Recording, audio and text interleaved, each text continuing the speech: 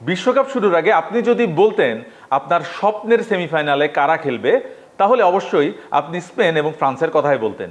Spain এবং ফ্রান্সকে এই বিশ্বকাপের আগে অন্যতম ফেভারিট হিসেবে ধরা হচ্ছিল এবং সেই স্বপ্নের সেমিফাইনালেই তারা মুখোমুখি, যে ম্যাচকে বলা হচ্ছে ফাইনালের আগে ফাইনাল। এবং এই ফাইনালের 5টি প্রশ্ন নিয়ে আজ আমরা কথা বলবো এই ভিডিওতে।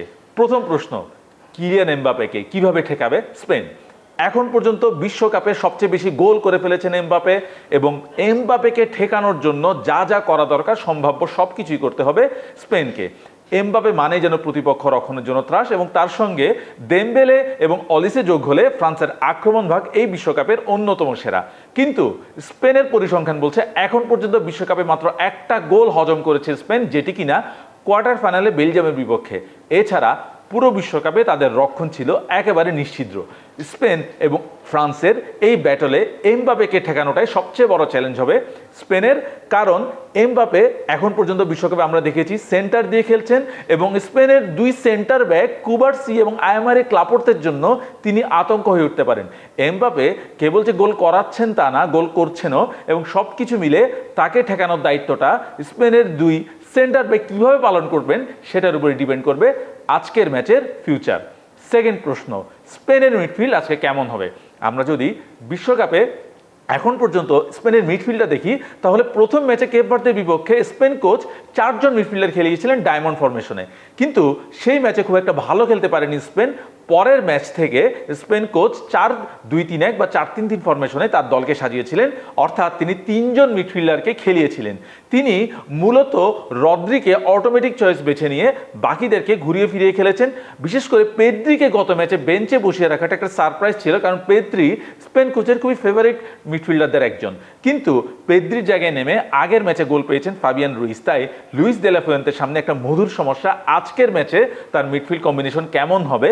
পেদ্রিকে তিনি আবারও কি বেঞ্চে বসিয়ে রাখবেন, নাকি ফাবিয়ান রুইজও আবার শুরু থেকে খেলবেন, নাকি দানি ওলমোকে তিনি আগের মতোই শুরু থেকে খেলাবেন?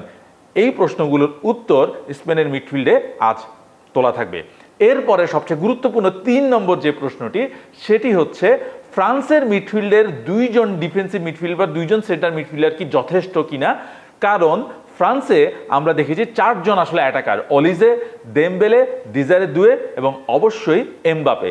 তাদের পেছনে যে 2জন মিডফিল্ডার খেলেন এখন পর্যন্ত, সেই 2জন মিডফিল্ডার হচ্ছেন আদ্রিয়ান রাবিও এবং মানু কোনে, কারণ অরিয়েল চুয়ামেনি চোটের কারণে আউট হয়ে যাওয়ায় মানু কোনে তার জায়গায় খেলছেন। এখন প্রশ্ন হচ্ছে মাত্র 2জন মিডফিল্ডার নিয়ে ফ্রান্স কি স্পেনের আক্রমণ ঠেকাতে পারবে কিনা? আমরা 2018 বিশ্বকাপে যদি দেখি, তখন আসলে ফ্রান্সের 3জন মিডফিল্ডার ছিল এবং 2022 বিশ্বকাপেও আসলে ফ্রান্স 3জন মিডফিল্ডার নিয়ে খেলেছিল, কারণ গ্রিজম্যান মূলত অ্যাটাকার হলেও তিনি তখন মিডফিল্ডে নেমে খেলেছিলেন। কিন্তু এই বিশ্বকাপে ফ্রান্স আসলে 4জন অ্যাটাকার নিয়ে খেলছে এবং স্পেন আসলে যেভাবে বল দখল করে রেখে রেখে প্রতিপক্ষকে ক্লান্ত করে দিতে চায়, তাহলে ফ্রান্সের 2জন মিডফিল্ডার যথেষ্ট কিনা সেটা নিয়ে একটা প্রশ্ন উঠতে পারে। তাই ফ্রান্সের কোচ এই ম্যাচ নিয়ে যদি একটু অন্যভাবে চিন্তাভাবনা করেন, তাহলে খুব বেশি দোষ দেওয়া যাবে না, কারণ স্পেনের মধ্যমাঠ যদি একবার বল দখলে নিয়ে নিতে পারে, তাহলে ফ্রান্সের কাজটা কিন্তু খুব কঠিন হয়ে যাবে। সব কিছু মিলে যেটা বলা যায় যে এই ম্যাচে ফ্রান্সের কোচ দিদিয়ে দেশমের জন্য একটা বড় প্রশ্ন হচ্ছে মাত্র 2জন মিডফিল্ডার নিয়ে তিনি খেলার নিয়ন্ত্রণটা ধরে রাখতে পারবেন কিনা। 4 নম্বর প্রশ্ন হচ্ছে লামিন ইয়ামালকে কিভাবে ঠেকাবে ফ্রান্স? আমরা এই বিশ্বকাপে এখন পর্যন্ত ইয়ামালের পারফরমেন্স যদি দেখি, তিনি কিন্তু মাত্র 1টি গোল করেছেন। তার যে সেরা ফর্ম, তার যে অসাধারণ ফর্ম, সেটি এখন পর্যন্ত এই বিশ্বকাপে দেখা যায়নি। ইয়ামাল ইনজুরি থেকে মাত্রই ফিরেছেন। সবকিছু মিলে তাকে ঠেকানোর গুরুত্বপূর্ণ কাজটা করতে হবে ফ্রান্সের লেফট ব্যাক লুকাস দিনিয়েকে।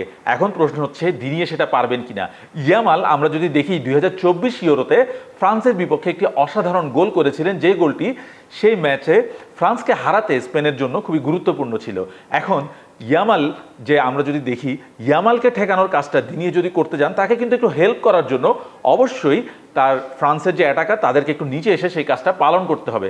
ইয়ামাল খুবই ক্ষিপ্র গতির একজন উইঙ্গার, তিনি বল নিজের পায়ে রাখতে কাটব্যাক করে শট নিতে পছন্দ করেন। তাই ফ্রান্সের কাজটা খুব কঠিন হবে যে ইয়ামালকে আজকে ঠেকানো। এবং 5 নম্বর যে প্রশ্নটি আজকে আমাদের সামনে আসছে, সেটি হচ্ছে হাকিমির যে কাজটি আগের ম্যাচে ফ্রান্স খুব ভালো মতো হাকিমিকে ঠেকাতে করতে পেরেছিল, সেটি করতে পারবে কিনা। অর্থাৎ দেমবেলে আজ যে ফ্রান্সের জন্য বিপজ্জনক হয়ে উঠতে পারবেন কিনা, যেটা আসলে স্পেনের জন্য বড় একটা হুমকি। আমরা দেমবেলের কথা বলছিলাম। দেমবেলে যে সাইডে খেলেন, ফ্রান্সের রাইট সাইডে, তিনি কিন্তু খুবই বিপজ্জনক একজন প্লেয়ার। এখন পর্যন্ত এই বিশ্বকাপে তিনি 5 গোল করে ফেলেছেন এবং রাইট সাইডে খেলায় তিনি আসলে স্পেনের যে লেফট ব্যাক মার্ক কুকুরেয়া, তার সঙ্গে তার একটা ব্যাটল হবে। কুকুরেয়া আমরা এখন পর্যন্ত যদি দেখি এই বিশ্বকাপে খুবই গুরুত্বপূর্ণ স্পেনের জন্য, কারণ তিনি বক্সে বারবার ওভারল্যাপ করছেন এবং দারুণ কিছু ক্রস করেছেন, কয়েকটি অ্যাসিস্ট করেছেন। এবং কুকুরেয়া আজ দেমবেলেকে কিভাবে ঠেকাবেন সেটার উপর ডিপেন্ড করছে এই ম্যাচে ব্যাটেলটা আসলে কেমন হবে।